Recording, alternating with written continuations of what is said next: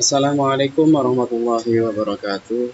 Bertemu kembali dengan Pak Zainal dalam materi pemeliharaan mesin kendaraan ringan kelas 11 pertemuan yang kelima. Oke, selanjutnya pada pertemuan kelima ini kita akan membahas tentang materi KIKD 3.4 dan 4.4. Yang kita tahu isinya adalah 3.4 menerapkan cara perawatan sistem bahan bakar bensin konvensional atau karburator. Yang 4.4 merawat berkala sistem bahan bakar bensin konvensional karburator. Jadi di sini Bapak akan menjelaskan tentang full system atau tentang sistem bahan bakar pada komponen karburator. Jadi nanti bayangan kalian bahwasanya di sini masih yang konvensional, itu artinya yang tipe lama. Kenapa? Akan dibahas di sini bahwasanya kita untuk bisa mempelajari full system pada sistem injeksi, kita harus tahu terlebih dahulu sistem bahan bakar secara konvensional atau yang tipe lama. Ini menjadi dasar. Di mana pada KIKD 3.4 itu indikatornya adalah menjelaskan fungsi perawatan sistem bahan bakar bensin. Ini yang konvensional, ya. Jadi nanti tolong ini dipahami. Dan sebelumnya tadi Bapak sudah men-share modulnya pada halaman 8 sampai 109, tolong itu dipelajari. Di situ banyak penjelasan yang mungkin bisa kalian baca secara signifikan sehingga kalian bisa benar-benar memahami, minimal ada yang kalian dapatkan dari apa yang saya sampaikan.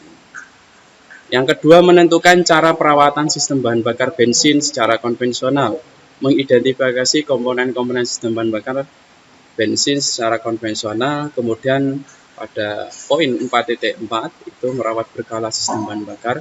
Setelah menjelaskan, menentukan, kemudian mengidentifikasi, selanjutnya adalah melakukan. Sebenarnya untuk yang 4.4 ini kalian disuruh praktek, cuma di sini karena kondisi seperti sekarang ini bahwasanya kalian masih tetap daring, makanya tolong disimak pada video kali ini. Next, materi yang perlu kalian harus tahu terlebih dahulu adalah fungsi daripada sistem bahan bakar itu sendiri apa. Ini tentunya menjadi dasar kalian ketika kalian menservis sistem bahan bakar atau full system. Ini tentunya yang kalian harus tahu terlebih komponennya apa saja.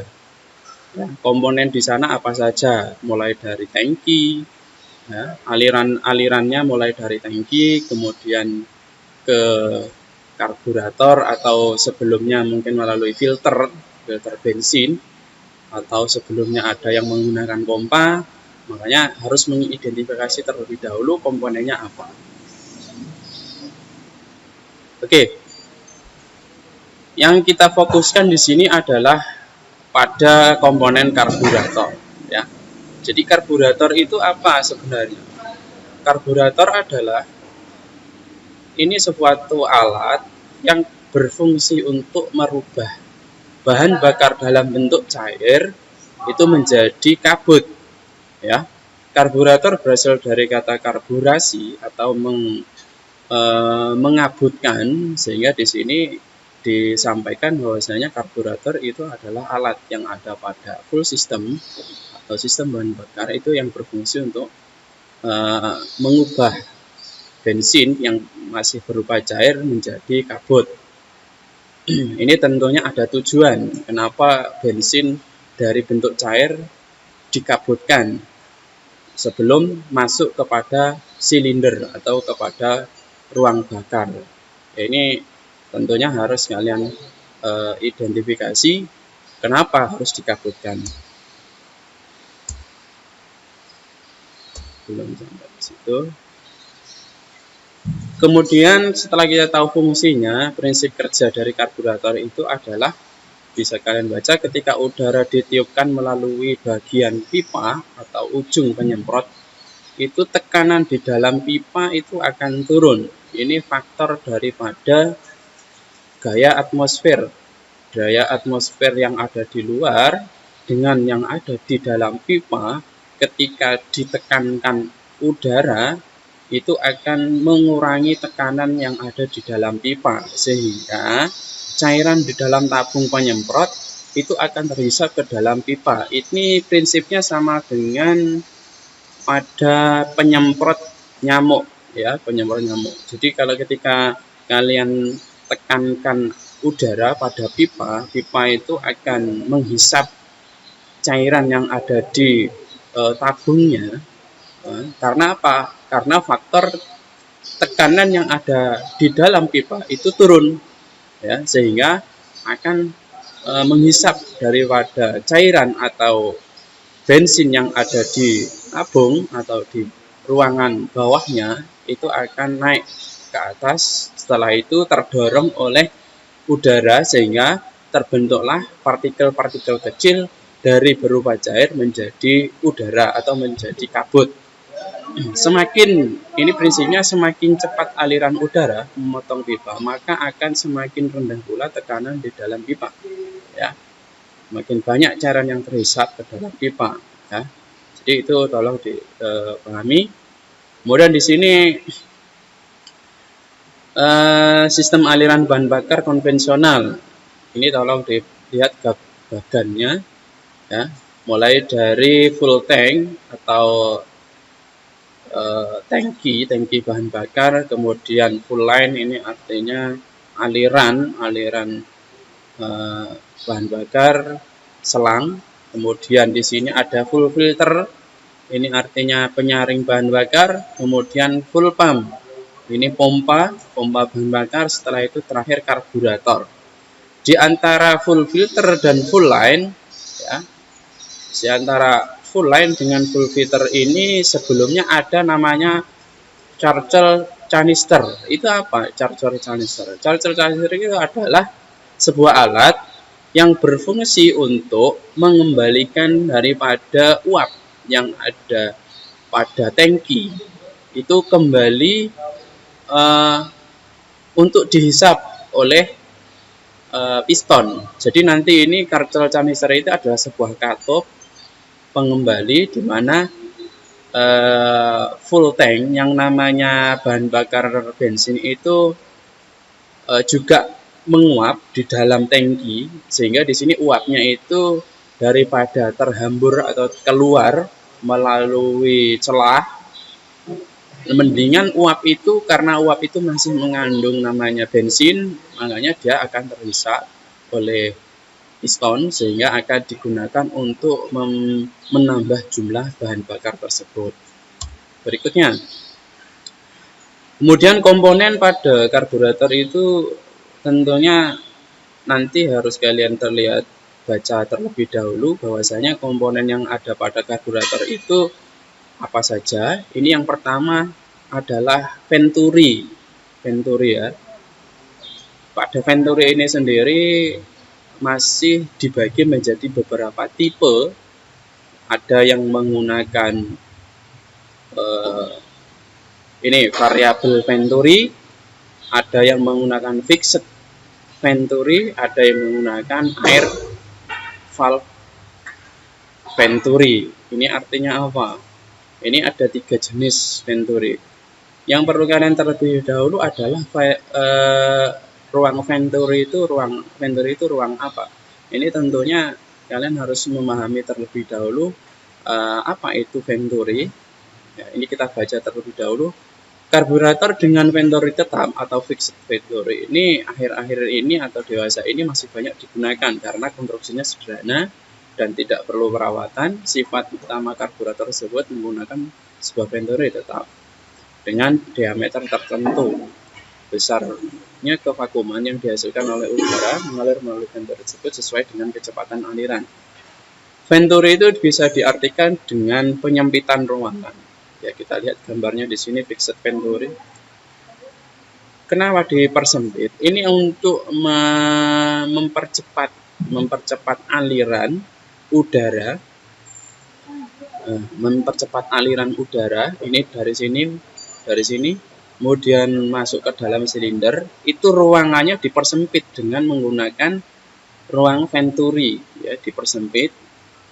Setelah itu dengan penyempitan ini akan mengurangi tekanan, ya, mengurangi tekanan udara, mempercepat aliran tetapi mengurangi tekanan, sehingga akan menghisap bahan bakar yang ada di ruang pelampung ini melalui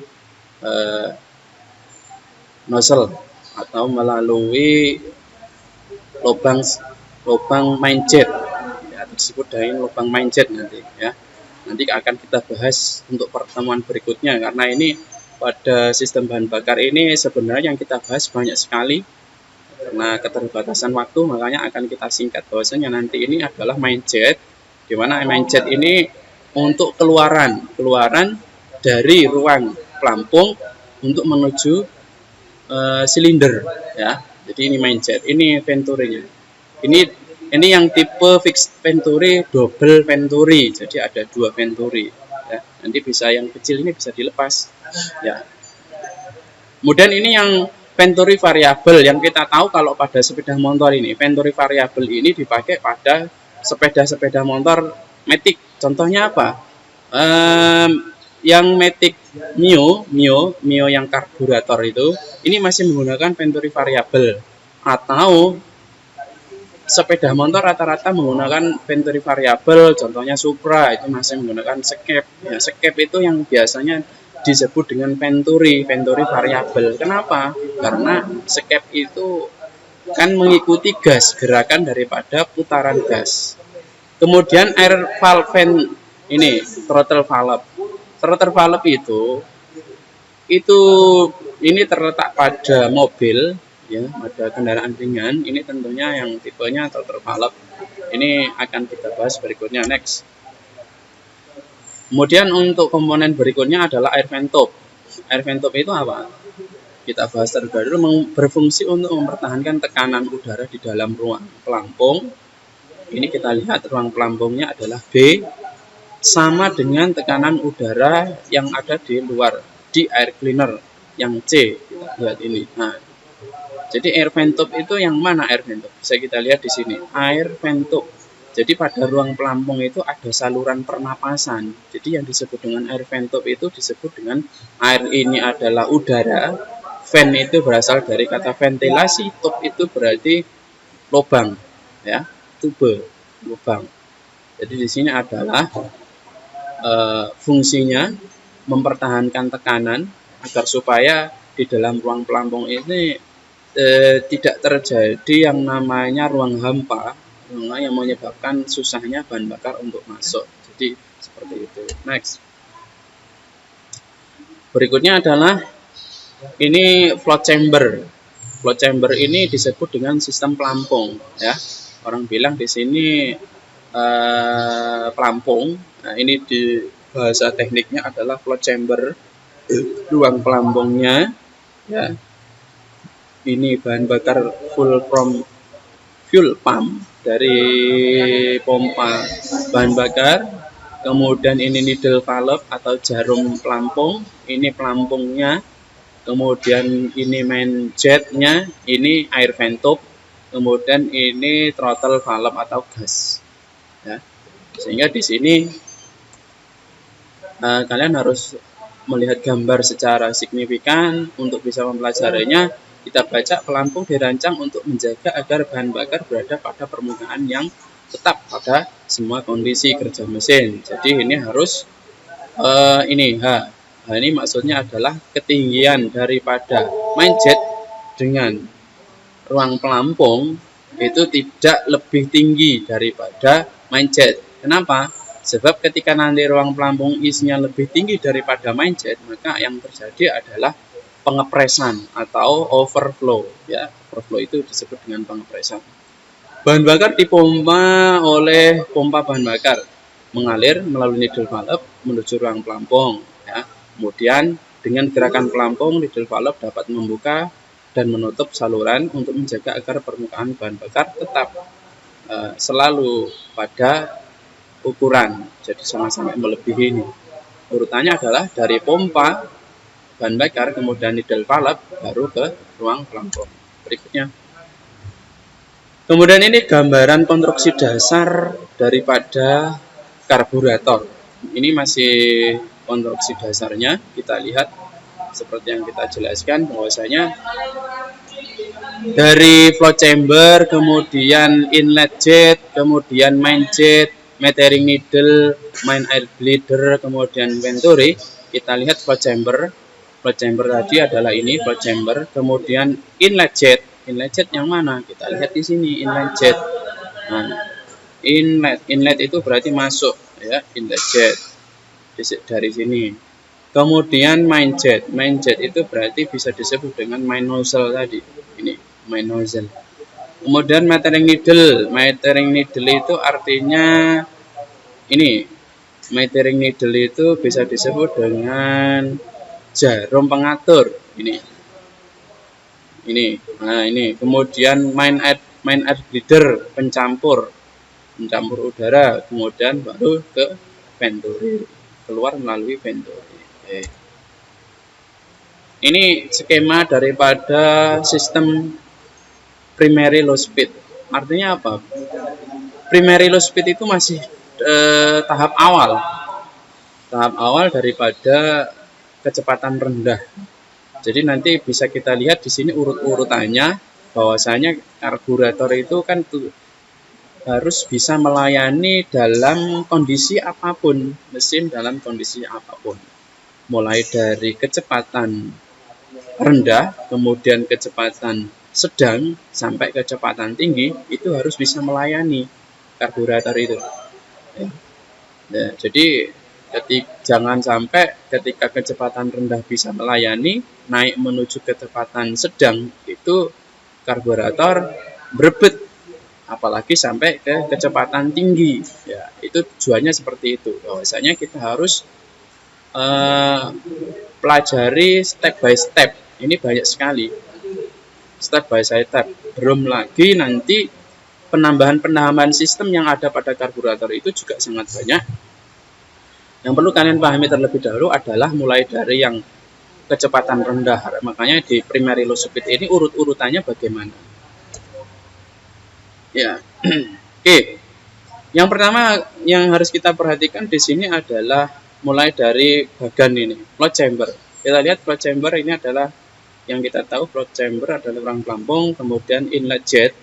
Yang mana inlet jet? Kita lihat di sini inlet jet.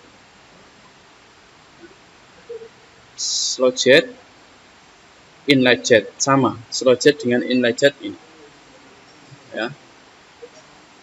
Bahan bakar masuknya dari inlet jet, kemudian slow jet. Ya.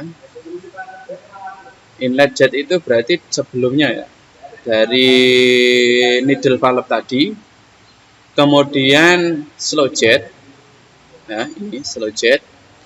Kemudian solenoid valve, ini solenoid valve-nya. Ya, ini yang bisa memutus secara elektrik. Artinya apa? Ketika nanti ini sudah tidak dibutuhkan, pada saat tertentu dia akan ditutup. Kemudian slow air bleeder nomor 1. Slow air bleeder nomor 1 kita lihat. Slow air bleeder nomor 1. Ini nomor 2. Ini primary air bleeder nomor 1.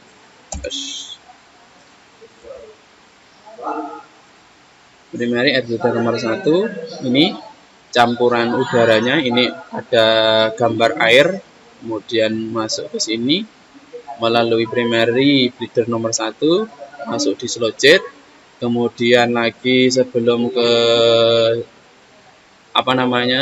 ke intake manifold, dia ini dihadang oleh solenoid.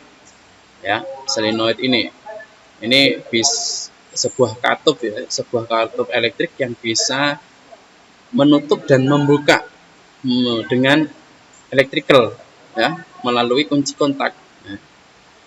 Kemudian economizer jet, ini pencampur lagi Selain fungsinya untuk memutus dan menyambung, economizer Z ini fungsinya untuk menambah udara dari mulai primary air breather. Jadi sebelum masuk di intake manifold dicampur kembali dengan udara supaya lebih economizer. Jadi economizer itu sama halnya dengan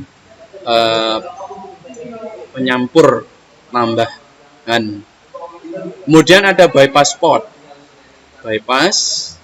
Ada bypass port, idle port itu disebut dengan ini idle port. Ya, ini bypass port, ini idle port. Kemudian langsung dua-duanya akan lari ke intake manifold berikutnya. Oke. Pada intinya sistem utama pada karburator itu ada 6. Ini pada intinya.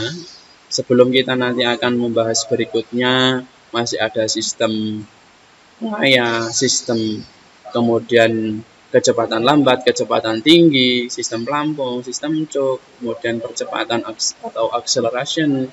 Itu nanti tentunya ada penambahan sistem yang lain yang gunanya untuk mensupport ya. Tapi yang untuk 6 ini ya, mulai dari sistem idle, low system, high system, float system, choke ini harus ada pada karburator. Nanti akan kita bahas pertemuan yang berikutnya. Jadi mungkin hanya itu yang bisa kita sampaikan pada pertemuan kali ini. Semoga apa yang Bapak sampaikan bisa kalian pahami dan ilmu yang kalian dapatkan bisa bermanfaat. Dan kalau masih bingung dan masih belum paham, tentunya dipersilakan untuk bertanya melalui call atau melalui SMS. Jangan bosan untuk belajar dan tetap semangat. Terima kasih. Saya Ferry. Assalamualaikum warahmatullahi wabarakatuh.